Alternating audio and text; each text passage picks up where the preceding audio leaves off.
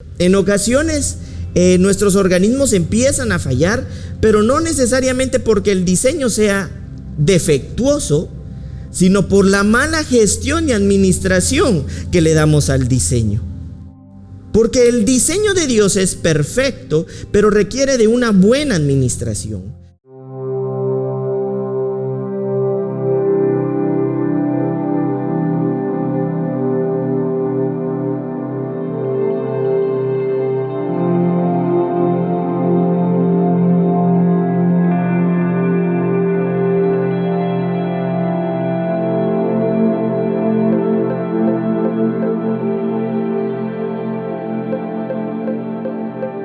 Casa de Fe.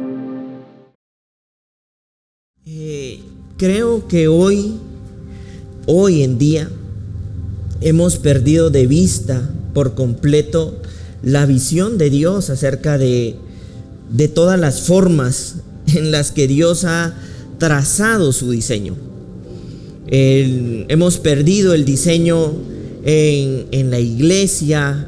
Hemos perdido el diseño en las relaciones, hemos perdido el diseño en la comunión con el Padre, hemos perdido el diseño en las familias. Es decir, es súper importante recuperar el diseño en nuestros corazones. En otras palabras, adquirirlo en nuestros pensamientos, adquirirlo en nuestro ser, para que de esta forma lo podamos formar, desarrollar y podamos implementar esta visión divina en todas las áreas de nuestras vidas, porque en todas las áreas de nuestras vidas hay un diseño macro que necesita ser implantado para ser desarrollado. Y nosotros vamos a mantenernos distantes de esa adquisición y, por supuesto, entonces de esa ejecución, a menos de que este diseño a nuestras vidas sea dado a conocer. Creo yo que nuestras naciones, la tierra misma, necesita recuperar el diseño y crecer en diseño. Nuestras vidas necesitan estar en diseño. Nuestras iglesias necesitan estar en diseño. Nuestras relaciones con las demás personas, nuestra relación con el Padre necesitan estar en diseño. La iglesia necesita estar en diseño. Y al momento en el que nosotros avancemos en el diseño, lo adquiramos en nuestro corazón y en nuestros pensamientos, la ejecución y la gestión sobre este diseño inevitablemente va a reproducir lo que el diseño contiene. Te pongo yo un ejemplo. Es como que si tú tienes un rompecabezas y no lo terminas de armar, tú no vas a terminar de apreciar lo que ese rompecabezas representa. Ese rompecabezas puede representar un paisaje, ese rompecabezas puede representar un animal, ese rompecabezas puede representar un transporte, no sé, algo lindo, ¿verdad? Lo que nos podamos imaginar, un caballo, y si nos gustan los elefantes, pues un elefante, o si nos gustan los edificios, pues un edificio, y si nos gustan más los paisajes, pues entonces un paisaje. Pero a la final nosotros no vamos a lograr apreciar el diseño del rompecabezas a menos de que lo armemos. Y hasta que este rompecabezas esté armado, entonces vamos a lograr dimensionar la belleza, el poder de ese diseño. Algo similar sucede en la vida espiritual. El Señor ha trazado, el Señor es un Dios, no tenemos un Dios improvisado. Y eso es algo que nosotros tenemos que tomar y considerar en cuenta. No tenemos un Dios que improvisa, no tenemos un Dios que vive de chispazos, de puras ocurrencias, ¿verdad? Y ahorita voy a bendecir, se me olvidó que había creado y enviado a la tierra a Ana, a Stephanie, a Giovanni, a Byron. No, Dios es un Dios tan planificado que desde antes de plasmarlo materialmente en la tierra, Él incluso ya lo había pensado y diseñado. Por eso es que nosotros somos seres vivos en diseño, en nuestra humanidad, nuestra anatomía humana Es algo perfecto que hasta el día de hoy la gente no se explica cómo es posible que esto funcione y que esto otro funcione así. Tuvo que haber sido un ser inteligente, extremadamente inteligente, como para crear una anatomía tan perfecta.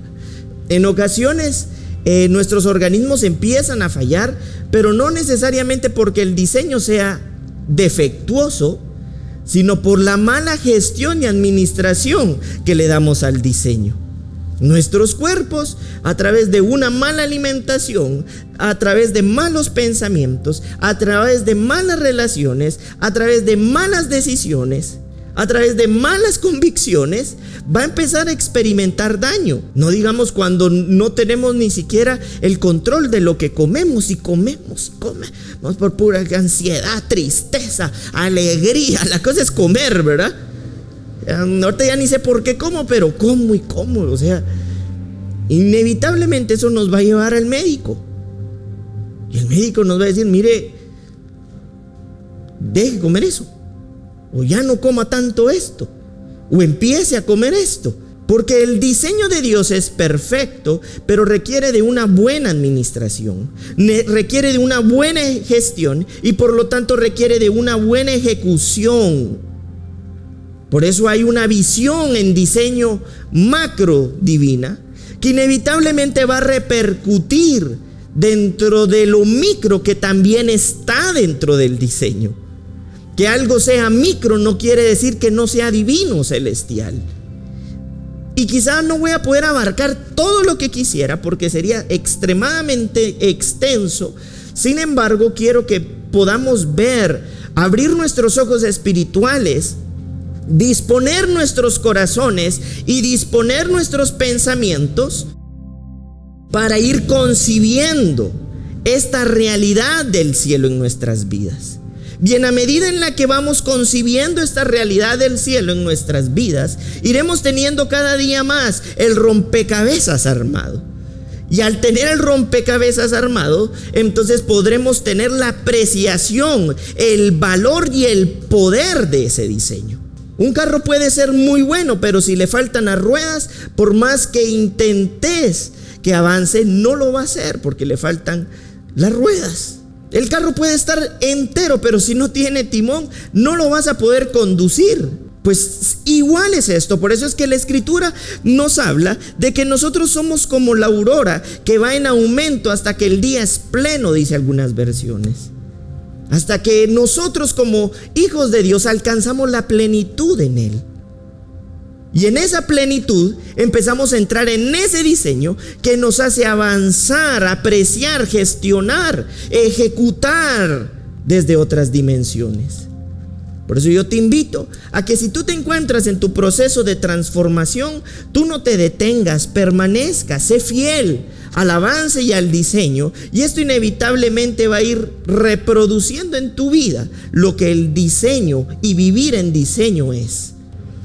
Vamos a leer lo que dice la Escritura en Romanos, la carta a los Romanos, capítulo 12, versículo 2. Dice en esta versión: y no os adaptéis a este mundo, sino transformaos mediante la renovación de vuestra mente, para que verifiquéis cuál es la voluntad de Dios, lo que es bueno, aceptable, en otras versiones dice agradable y perfecto. Hay varias como elementos, llamémosles, importantes dentro de este mismo versículo que yo quiero que tomemos en cuenta. Pablo nos invita a la no adaptación ni a la adopción de un pensamiento que sea diferente al de Dios.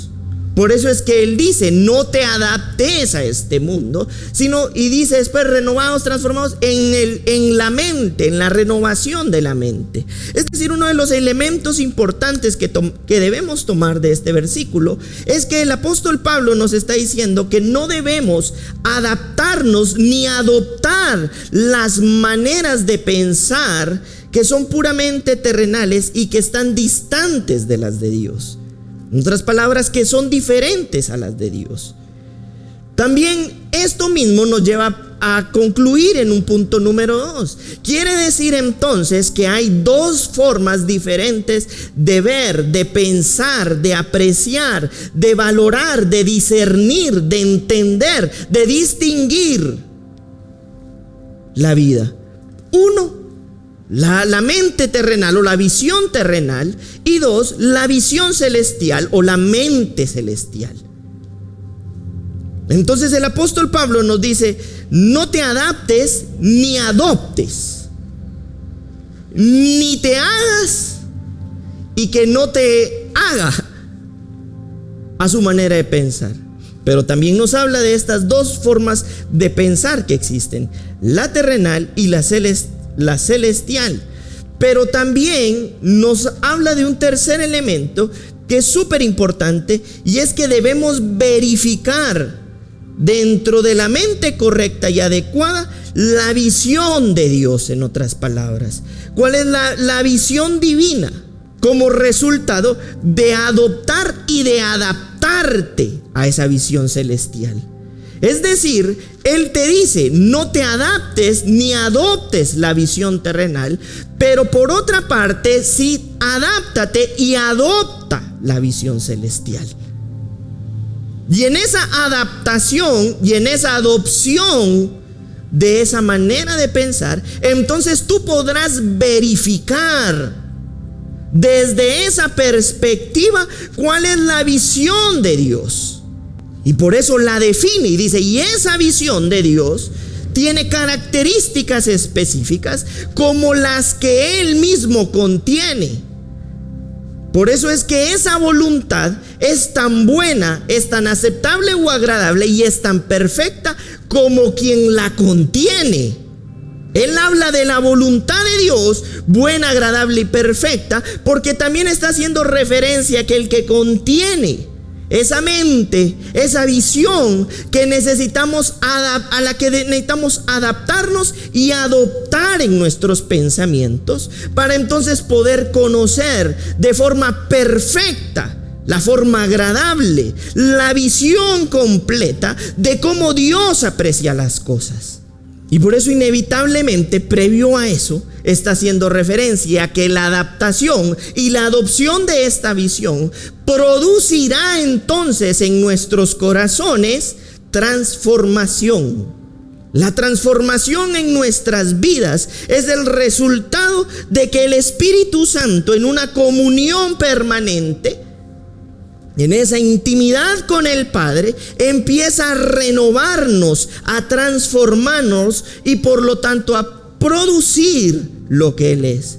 Tú vas a darte cuenta que tú te empiezas a parecer a aquellas personas con quien tú te empiezas a relacionar. Eso es una ley de vida.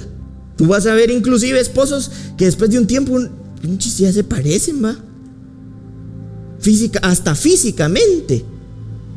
Los gestos, palabras, hasta los chistes, las bromas, pensamientos, decisiones, porque es inevitable que tú te empieces a parecer a quien tú te relacionas. Por eso se han dado casos extremos donde han habido padres que abandonan a sus hijos y que son criados por animalitos y que agarran las formas del animalito, siendo seres humanos.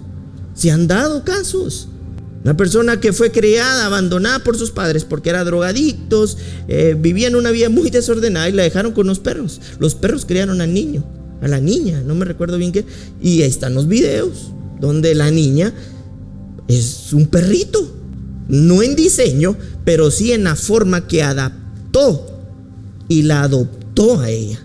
Es decir, eso es inevitable. Por eso esto también tiene que llevarte a pensar en que tú debes amar a todos, pero también debes elegir apropiadamente con quién te asocias para ser transformado, para tomarlo como una referencia, como un ejemplo, como un mentor, como alguien que verdaderamente tiene la luz del Espíritu. Y en medio de esto, yo quisiera sacar como un punto número 4, y es que esta capacidad que vimos en estos versículos a nosotros trae como resultado algo, y es la capacidad de que en medio de cualquier situación, por más buena o mala que ésta sea, nosotros vamos a no tener una visión restringida solamente a lo que sucede. Uno de los grandes problemas y dificultades del ser humano es que los acontecimientos presentes siempre producen demasiada aflicción al punto que ahogan la condición de la persona que se encuentra en medio de ese escenario. Pero cuando nosotros empezamos a experimentar estos puntos que nosotros vimos a través de Romanos 12:2, es inevitable que en esa misma medida en la que estamos creciendo, entonces tengamos la capacidad de poder en medio de cualquier escenario ver, apreciar la voluntad buena, agradable y perfecta de Dios. Porque Dios es bueno. Ahora bien, ¿cómo esto entonces, esto que estamos viendo, tiene un eco o afecta positivamente nuestras vidas? Uno, nos permite tener una visión más profunda en medio de cualquier escenario. Sabemos porque sabemos lo que hemos visto en el Señor, lo que hemos conocido en el Padre. Y si bien es cierto, no conocemos todo lo trazado por el Padre, porque eso sería maravilloso, pero no sucede tan así. Produce entonces, un descanso a través del Espíritu a nuestras almas. ¿Por qué? Porque vivimos en un estado de gobierno, y en el estado de gobierno hay un estado natural de reposo. Por eso la Escritura habla de que hay una paz que sobrepasa lo que humanamente podemos entender. Wow, pastor, lo que usted dice suena maravilloso, pero yo lo que primero pierdo es la calma y la paz, precisamente porque es un proceso donde eres transformado a ese estado de quietud, a ese estado de gobierno. Eso no quiere decir, entonces ya nunca más voy a sufrir. No, podrás ser afligido, pero el estado de paz en tu corazón es permanente, aún en medio de los escenarios adversos. Nos da también entonces la capacidad operativa de esa competencia de Dios para ser efectivos y eficientes en medio de cualquier escenario. Habrán escenarios fáciles en donde sabrás muy fácilmente qué hacer, pero habrán otros donde a través del crecimiento de la vida del Espíritu, de la adaptación y de la adopción de la visión correcta, empezarás a saber qué decisiones son apropiadas y son correctas. Y el último punto nos da una forma superior resolutiva en cualquier escenario. Es decir, en palabras, vos hablás hoy, somos la solución y no somos un problema. Donde quiera que nosotros estamos, en la medida en la que empezamos a ser transformados en esta visión macro de Dios, nosotros no somos un problema, somos solucionadores, porque en nosotros está la solución y está la luz. Nosotros no somos una carga, nosotros somos de los que sabemos llevar la carga. ¿Por qué? Porque somos efectivos, eficientes en una visión superior. Por supuesto, habrá momentos de dificultad, pero por naturaleza te conviertes en lo que por naturaleza el Padre es. Y nosotros lo podemos ver en el Antiguo Pacto, lo podemos ver en Primera de Reyes, capítulo 3, versículo 16. Dice lo siguiente: este es Salomón, hijo de David. Dice: en aquel tiempo vinieron al rey dos mujeres rameras y se presentaron delante de él, y dijo una de ellas: señor mío, yo y esta mujer morábamos en una misma casa. Yo di a luz estando con ella en la casa. Aconteció al tercer día, después de dar yo a luz, que ésta dio a luz también, y morábamos nosotros juntas. Ninguna de fuera estaba en casa, sino nosotras dos en la casa. Y una noche el hijo de esta mujer murió, porque ella se acostó sobre él. Y se levantó a medianoche y tomó a mi hijo de junto a mí, estando yo, tu sierva, durmiendo, y lo puso a su lado, y puso al lado mío su hijo muerto. Y cuando yo me levanté, y algunos peleándose porque esa es mi playera, y pierden la paz, la calma. Y cuando yo me levanté de madrugada para dar el pecho a mi hijo, he aquí que estaba muerto. Pero lo observé por la mañana y vi que no era mi hijo el que yo había dado a luz. Entonces la otra mujer dijo: no, mi hijo es el que vive y tu hijo es el muerto. Y la otra volvió a decir: no, tu hijo es el muerto y mi hijo es el que vive. Así hablaban delante del rey. El rey entonces dijo: esta dice: mi hijo es el que vive y tu hijo es el muerto. Y la otra dice: no, mas el tuyo es el muerto y mi hijo es el que vive. Y dijo el rey, en el versículo 24: traedme una espada. Y trajeron al rey una espada. Enseguida el rey dijo: partid por medio al niño vivo y dad la mitad a la una y a la otra mitad a la otra. Entonces la mujer de quien era el hijo vivo habló al rey, porque sus entrañas se conmovieron por su hijo. Y dijo: señor mío, dad a esta el niño vivo y no lo matéis. Mas la otra dijo: ni a mí, partidlo. Entonces el rey respondió y dijo: dad a aquella el hijo vivo y no lo matéis. Ella es su madre. ¿Quién? La que dijo: mejor dáselo entero y no lo mates. Y todo Israel oyó aquel juicio que había dado el rey, y temieron al rey, porque vieron que había en él sabiduría de Dios para juzgar. Desde el antiguo pacto nosotros vemos la figura de Salomón, la figura de un hombre sabio, de un hombre entendido, de un hombre que en medio de un escenario complejo supo tener una capacidad superior resolutiva. Salomón no iba a partir el niño. Simple y sencillamente quería ver la reacción de las madres. Y a través de la reacción de las madres supo quién era la madre. Nosotros también lo vemos a través de José. Vemos que José llega en un tiempo difícil a Egipto, en escenarios complejos, y José interpreta. Pero no solamente interpreta la visión de Dios, sino sabe gestionarla, sabe ejecutarla, sabe planificarla y sabe trazarla. Es decir, el Señor a través de José evidenció una gestión superior de la forma administrativa para conducir una nación a la gloria.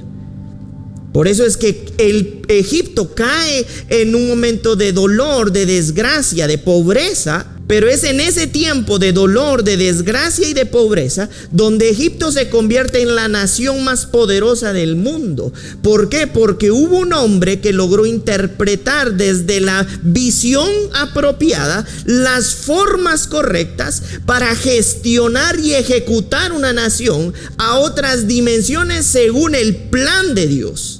Entonces vemos claramente que la renovación, la adaptación y la adopción de la visión correcta va a permitir transformación no solamente a nuestras vidas, sino también a nuestros entornos, pero dejará evidenciada esa capacidad resolutiva para en medio de cualquier escenario mostrar la sabiduría y la gloria de esa visión a la que te adaptaste y adoptaste. Por eso es que en la medida en la que somos transformados a esto y renovados, ahogarnos en un vaso de agua se empieza a convertir ahora sí en nuestra misión imposible, porque empezamos a ver por encima de ese vaso de agua. Yo no sé si han escuchado eso. Te estás ahogando en un vaso de agua. Y nosotros, todo un escenario. Pero en la medida en la que estamos adaptándonos, adoptando la visión macro de Dios, es inevitable que repercuta en las cosas micro de Dios. Por eso es que cuando nosotros empezamos a adaptarnos y a adoptar esta forma de pensar, es inevitable que empecemos a crecer en sabiduría. Y al crecer en sabiduría, es inevitable que exista la capacidad de asesorar, aconsejar, y que inclusive te conviertas para muchos como ese consultor, porque tienes esa capacidad resolutiva que generalmente el sistema no tiene. Porque logras trascender a una visión superior, a formas inteligentes, sabias, diestras para avanzar. Y vamos a ver cómo esta visión macro en el reino también tiene una gran importancia. Lo vamos a ver en el reino, lo vamos a ver en las relaciones, lo vamos a ver en la iglesia. Y lo vamos a ver a través de la misma comunión. Por eso es que tú puedes ser más grande, más joven. Quizás puedas ser de los más jóvenes en la empresa en donde tú estás, pero en ti está depositada, además de la capacidad operativa profesional que tú contienes, la vida divina que alumbra otras dimensiones. Y Hebreos 8:5 dice: los cuales sirven a lo que es figura y sombra de las cosas celestiales, como se le advirtió a Moisés cuando iba a erigir el tabernáculo, diciéndole: mira, haz todas las cosas conforme al modelo que se te ha mostrado en el monte. Es decir, aquí tenemos que tener claro que nuestro Padre, que nuestro Señor, que nuestro Dios es un Dios de modelos y de diseño. Lo mismo pasó con el arca, pasó con el tabernáculo. Dios es alguien que tiene todo en sus pensamientos tan perfecto que de alguna manera, cuando lo dio a conocer, pedía que se apegaran al diseño y al modelo de todas las cosas.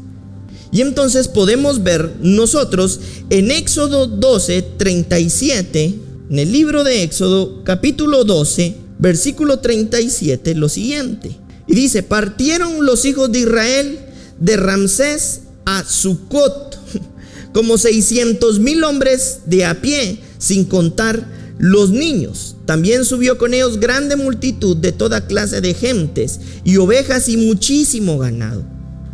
O sea, iban bastante bien equipados. Y cocieron tortas sin levadura de la masa que habían sacado de Egipto, pues no había leudado, porque al echarlos fuera los egipcios no habían tenido tiempo ni para prepararse comida. El tiempo que los hijos de Israel habitaron en Egipto fue 430 años.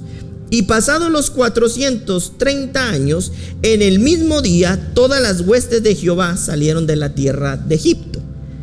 Es noche, versículo 42, de guardar para Jehová, por haberlos sacado de la tierra de Egipto. Esta noche deben guardarla para Jehová todos los hijos de Israel en sus generaciones.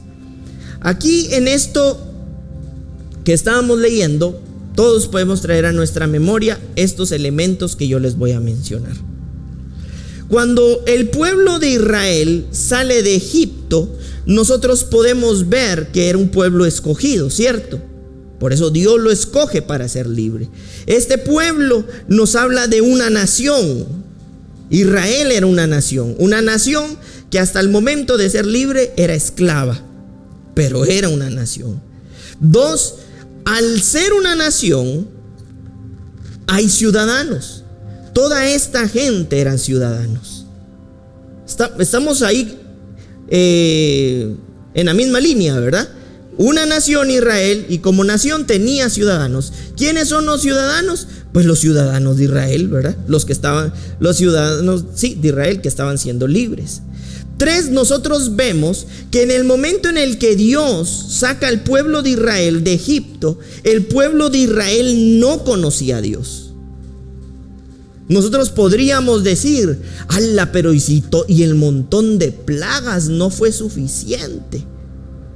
Las plagas eran una expresión del poder de Dios y de su gloria, pero no revelaba quién era Dios. Eso hasta el día de hoy nos sigue pasando. Muchas veces vemos una cantidad de milagros, pero que veamos y experimentemos y tengamos en nuestras vidas muchos milagros, no necesariamente nos dice que sepamos quién es Dios.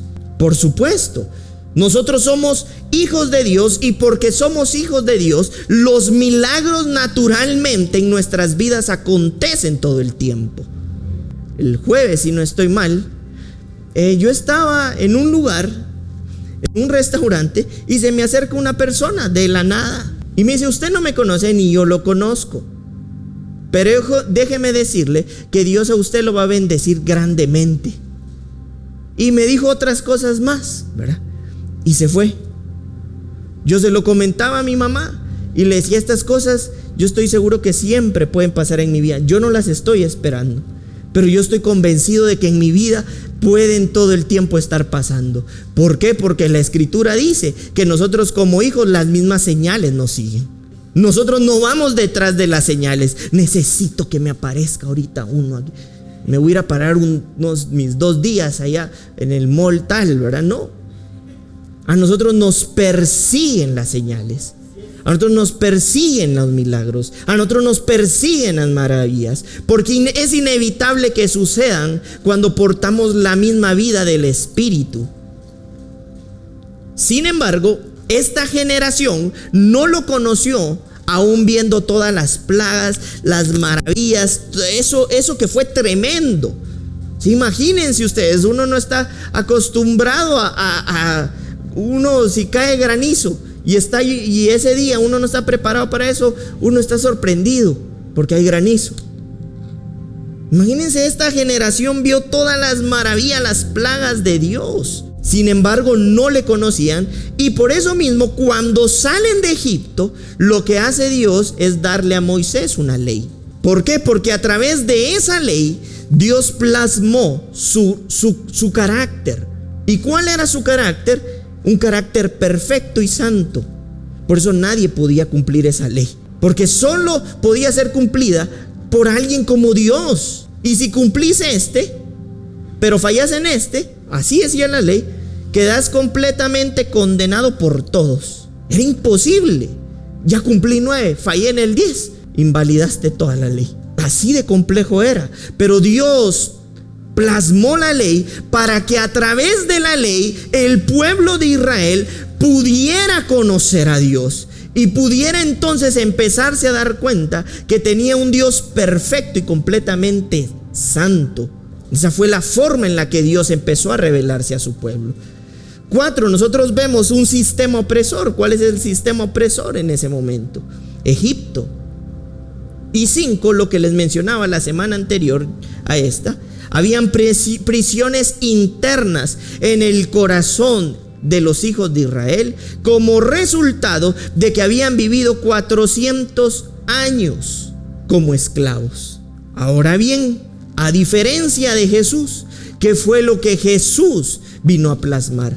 Todo esto que les mencioné es una sombra.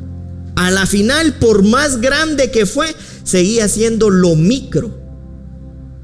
Porque lo macro de Dios se vio plasmado y manifiesto en esta tierra cuando Jesús vino a esta tierra.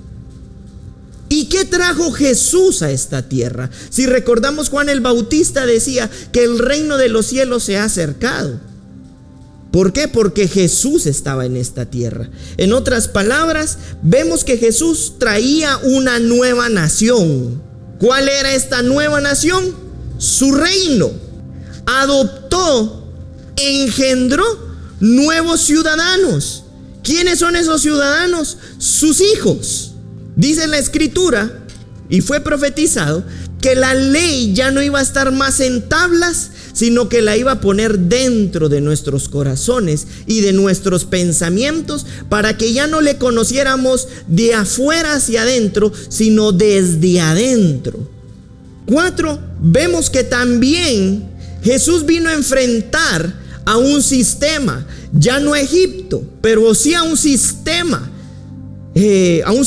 romano, pero yéndonos a lo macro, vino a enfrentar a todo el sistema de los hombres.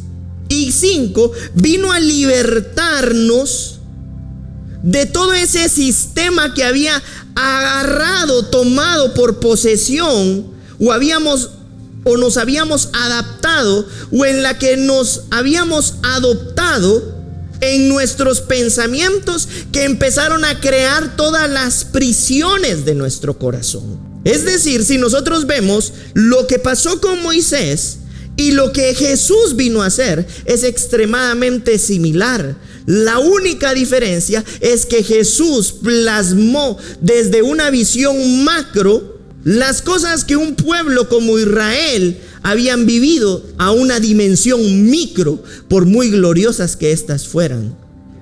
En otras palabras, Jesús trabajaba y trabaja hasta el día de hoy en una dimensión superior que inevitablemente repercute en la tierra. Dios no trabaja en las dimensiones espirituales para que vivamos solamente volando en una nubecita, sino para que desde esas dimensiones seamos completamente efectivos y operantes en ese diseño macro para tener un impacto en lo micro que tiene que ver con la tierra y sus asuntos. No porque nos hagamos a los asuntos de los egipcios, sino porque asumimos el rol que Dios nos ha dado en contra del sistema, porque estamos a favor de la visión de Dios.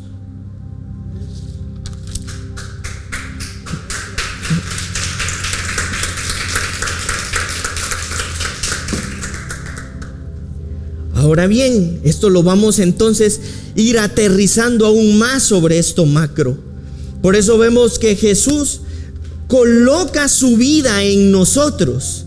No solamente estableció esta ciudadanía, no solamente estableció este pueblo y esta nación, no solamente puso las tablas de su ley en nuestros corazones, sino además ahora pone su espíritu en nosotros. Tenemos el Espíritu de Dios en nosotros y con nosotros. Y este espíritu que pone en nosotros, ¿qué empieza a hacer? A producir una metamorfosis en nuestros corazones, en nuestros pensamientos, que empieza a libertarnos de la cultura que tenemos del sistema para irnos haciendo a una cultura superior, que es la cultura del reino. La cultura del reino tiene sus formas de pensar, sus formas de creer, sus formas de vivir. Y esta transformación empieza a ser en realidad una realidad en nuestras vidas como resultado de todo un proceso de formación. Y este proceso de formación inevitablemente produce una acción de vida que repercute en todas las esferas de todo lo que hacemos. La familiar, la ministerial, la personal, la empresarial, la laboral, la relacional. Porque la idea de Dios es bajar, llamémosle así, los planos del cielo para ser entendidos por una nueva generación que empiezan a experimentarlos a través de su espíritu, empiezan a producir transformación como resultado de la formación, que inevitablemente produce una acción que afecta positivamente a través de la acción de los hijos cada una de las áreas de su vida, y eso inevitablemente empieza a reproducir en cada área de su vida, empezando por sí mismo, la expansión del cielo en esta tierra.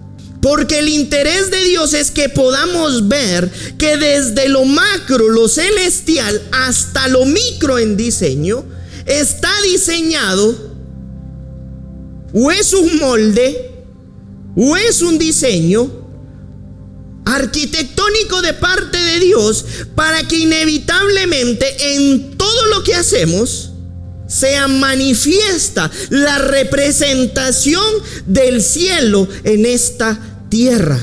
Por eso es que el Señor nos lleva a un reino, y este reino inicia todo un proceso desde lo macro, se interioriza y repercute en lo que hacemos, en nuestras decisiones, en nuestras acciones, en nuestras formas de pensar, en nuestras relaciones, en nuestras convicciones, en nuestras razones para vivir. Y en el propósito para el que me levanto, vivo y me entrego, porque entendí para qué nací. Por eso sucede exactamente con el propósito. Desde lo macro empieza a interiorizarse hacia lo micro, y este proceso de interiorización del propósito me conduce o nos conduce inevitablemente a la acción en cada una de las áreas de nuestras vidas, para que todo lo que yo empiece a hacer o a emprender o a accionar o a gestionar o a ejecutar sea en función de ese propósito macro, que a través de mí y su diseño se hace micro, pero no porque sea menos, sino porque de alguna manera se individualiza para levantar también, y es como un círculo, una generación que empieza a funcionar, valga la redundancia, en función de ese mismo propósito y contribuye entonces para esa ejecución. Lo macro y lo micro de Dios siempre está conectado por su diseño y siempre vuelve al origen. Por eso es que la restauración de todas las cosas, cuando hablamos de restauración, estamos hablando de volver al diseño original. Porque al mantenernos en restauración, nosotros nos mantenemos en un proceso continuo y permanente, donde lo macro impacta lo micro, donde lo micro llega a lo macro, donde lo macro impacta lo micro. Porque siempre estamos en el origen restaurador del diseño en todo lo que nosotros hacemos. Por eso es importante que se levante una generación que entienda que tiene el Espíritu de Dios, que la fortalece, que los perfecciona, que los arma de entendimiento, de ciencia y de valor, para no rendirse ni claudicar en el proceso, como resultado de que el Señor te ha escogido para ser una generación que, aunque no pareciera, somos la generación que se rebela contra todo un sistema.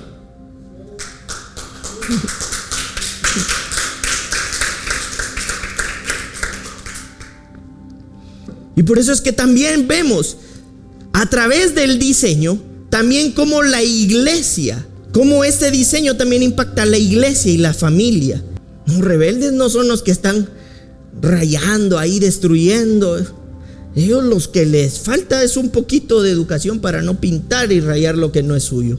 Pero la verdadera rebeldía en contra de un sistema es la que viene desde el espíritu, porque se opone a todo un sistema de creencias ordenada, doméstica y cosmética, de cómo han maquillado las cosas, pero que dentro del diseño no es la forma en la que Dios ha escogido para manifestar y plasmar su gloria. No me estoy refiriendo a los que por arte pintan, ¿verdad?, sino a los que están dizque en una protesta y rompen toda la calle, ¿verdad? Negocios y todo eso, a eso me refiero. Pero aun cuando de pronto hayan personas que nos puedan escuchar así, estoy seguro que es porque el mismo Señor les está llevando este mensaje para participar verdaderamente de una forma distinta y diferente, en donde se revoluciona a través de la vida del Espíritu en Cristo, una forma de hacer, de pensar, de decidir, de convencernos, de accionar, de gestar, de ejecutar, de creer, de hacer. Dice en el versículo 18, capítulo 16, Mateo: y yo también te digo que tú eres Pedro, y sobre esta roca edificaré mi iglesia, y las puertas del Hades no prevalecerán contra ella. Antes de este momento y después de la partida de Jesús, previo a eso, no había existido ninguna figura de iglesia como la conocemos nosotros. Porque Jesús estableció la iglesia, porque en ese tiempo la iglesia era un lugar, era un auditorium, era un centro legislativo que arreglaba los problemas sociales y civiles de una sociedad, y por eso estaban colocadas en las entradas de los pueblos. Pero Jesús sabía lo que decía. Jesús sabía que iba a establecer una institución legislativa, pero del gobierno de Dios, para legislar la vida del cielo en esta tierra. Por eso es que la palabra iglesia viene del griego eclesía, que significa asamblea legislativa o asamblea de gobierno, donde estaban reunidos aquellos que eran formados para entender cómo gestionar y ejecutar las leyes de una nación. Pero el Señor lo hizo desde el cielo y establece una iglesia celestial, una asamblea legislativa de reyes y sacerdotes desde una dimensión espiritual. Uno, lo hizo para personificarse y tener una representación legal y jurídica, espiritualmente hablando, en la tierra. Dos, la iglesia fue establecida como la figura de su esposa. Por eso es que también a través de entender este diseño macro se entiende las formas micro. Establece una esposa. Tres, dentro de este establecimiento fecunda hijos. Jesús nunca fecundó hijos hasta que estableció la esposa. ¿Y quién era la esposa? ¿O quién es la esposa? La iglesia. Establecida la iglesia, Jesús empezó a fecundar una generación de hijos. Empezó a poner su genética. ¿Por qué no lo hizo antes? Porque Dios es un Dios de diseño. Eso nos habla, traduciéndolo a lo micro, las formas en las que esta generación también debe avanzar para honrar este diseño de Dios. No fuera del diseño, sino en el diseño, porque honramos el diseño de Dios. 4. A los hijos les da autoridad para el ejercicio sobrenatural de su reino en esta tierra. Y esto está en Juan 1:12, donde dice: mas a todos los que le recibieron, a los que creen en su nombre, les dio potestad de ser hechos hijos de Dios. Ay, pastor, ¿y de dónde saca usted que la iglesia es la esposa? Vamos a ver lo que pasa en Apocalipsis.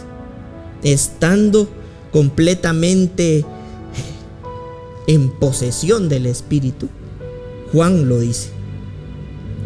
En Apocalipsis 21 dice, del 1 al 3: vi un cielo nuevo y una tierra nueva, porque el primer cielo y la primera tierra pasaron y el mar ya no existía más.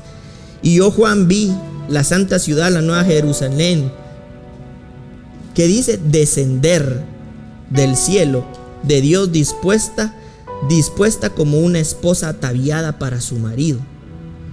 Y oí una gran voz del cielo que decía: aquí el tabernáculo de Dios, diseño que le pidió a Moisés, pero aquí desde lo macro, con los hombres, y él morará con ellos, y ellos serán su pueblo, y Dios mismo estará con ellos como su Dios.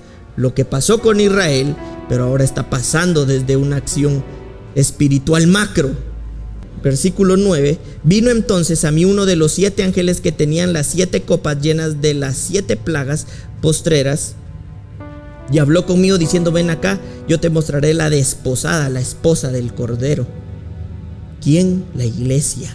Y versículo 10 dice: y me llevó en el espíritu a un monte grande y alto, y me mostró la gran ciudad santa de Jerusalén, que descendía del cielo de Dios. Es decir, en ese momento espiritual, si nosotros vemos, Pablo está escribiendo en presente. Pablo no está escribiendo en futuro.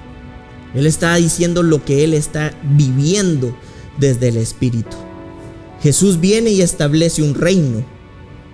Jesús anuncia que va a establecer su iglesia. Y Juan tiene la oportunidad de ver cómo desde el Espíritu todo eso que Jesús había dicho está pasando.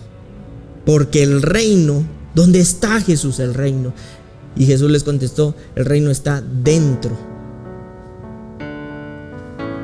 Quiere decir que Jesús estaba anunciando que el reino había llegado, como lo había anunciado Bautista.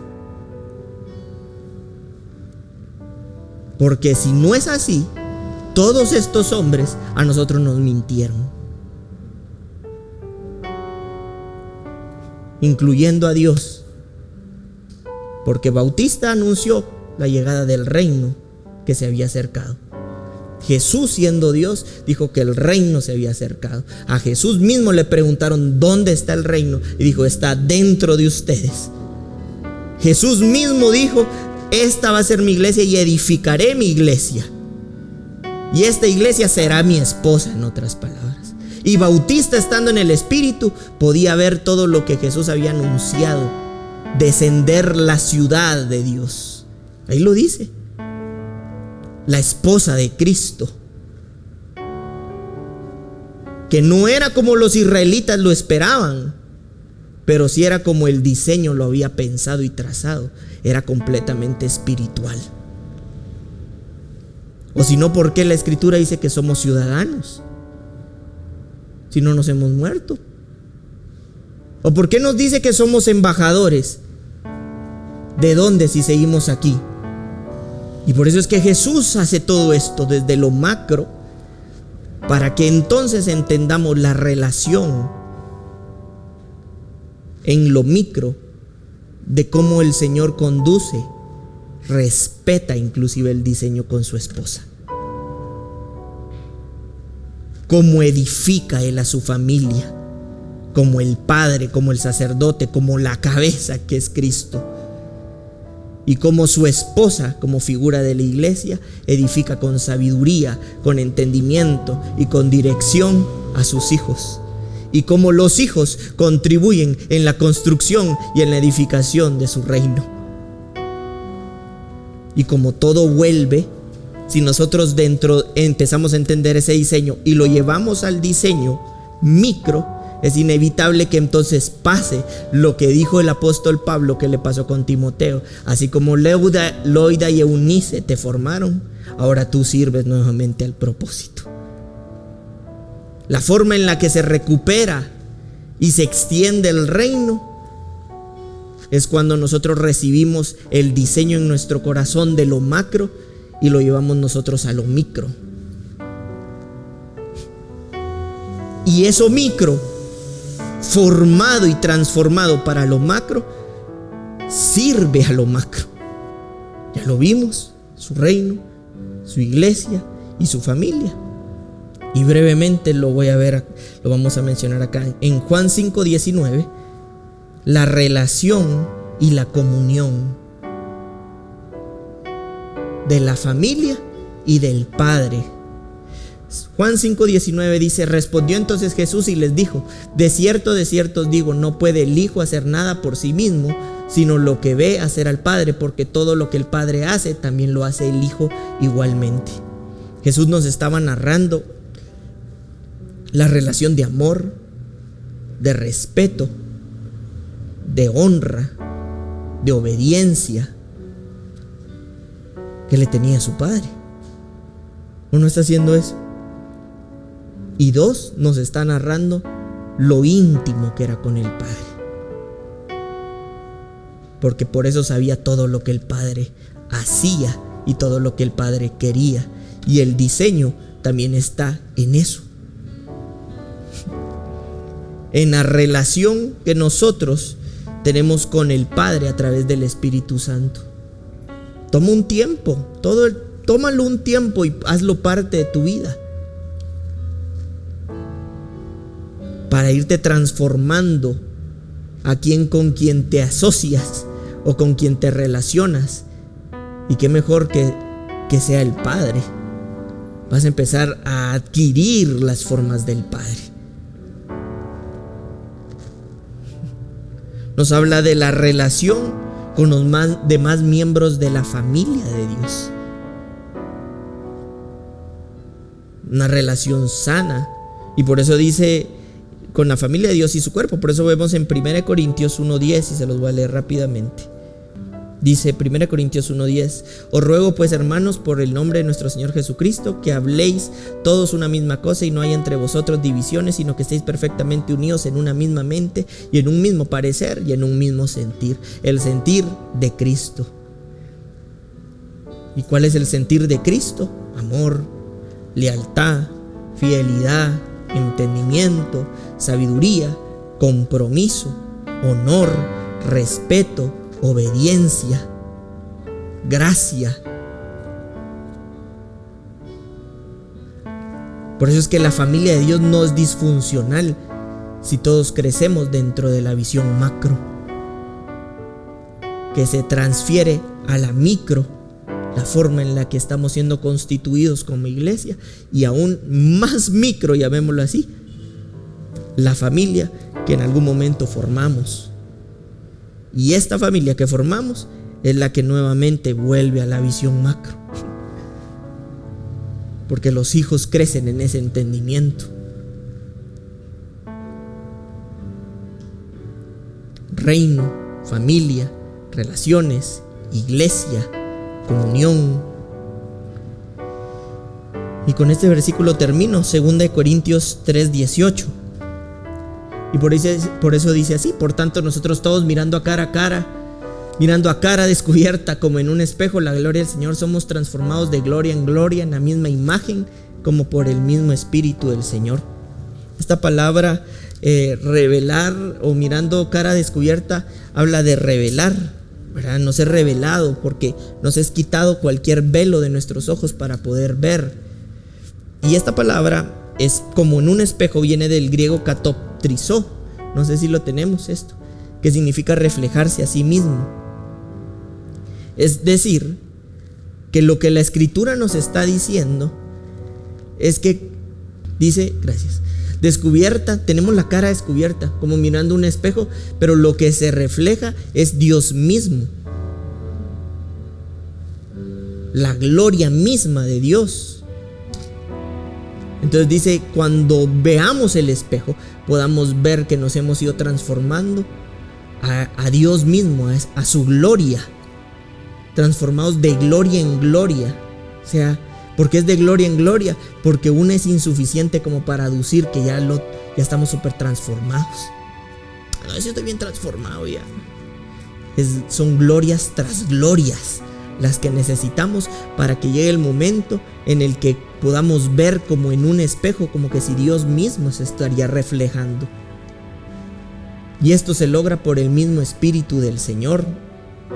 En otras palabras, necesitamos una generación que tome por posesión el diseño de Dios y que a través de la vida del diseño, en cada esfera de la vida, el reino y el propósito sea extendido. En la iglesia, en la familia, en nuestra relación con el Señor, en nuestra relación con los hermanos,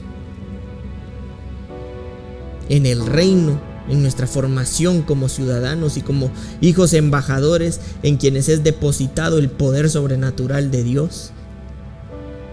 Y es así entonces, como recuperando y entendiendo y abrazando el diseño de Dios en nuestras vidas, empieza a extenderse en nuestros entornos. Y entonces, como se extiende en nuestros entornos, en nuestras sociedades, y como se extienden nuestras sociedades en nuestras naciones, y como resultado de que se extienden nuestras naciones, se cumple eso que dice la Escritura: la tierra gime, será libertada porque está esclava del mismo propósito, esperando que se levanten generaciones que operen en el diseño de Dios. Y es así como empezamos a armar todo el rompecabezas y apreciar el rompecabezas en gloria de Dios. Nosotros como iglesia no fuimos enviados para juzgar y emitir juicios, pero sí para personificar y ser empoderados en el diseño de Dios. Yo de verdad creo que se levanta una generación que empieza a avanzar en esta visión macro a lo micro, en el diseño de Dios. Y es inevitable que entonces, como dice Mateo 6:33, al buscar el reino, sus diseños, su diseño, es inevitable que todas las demás cosas sean agregadas a nuestras vidas. Por eso es que el Señor nos ubica en un área empresarial, en una laboral, ministerial, familiar, todos en diferentes lugares, para que como representantes de su reino hagamos visible su diseño.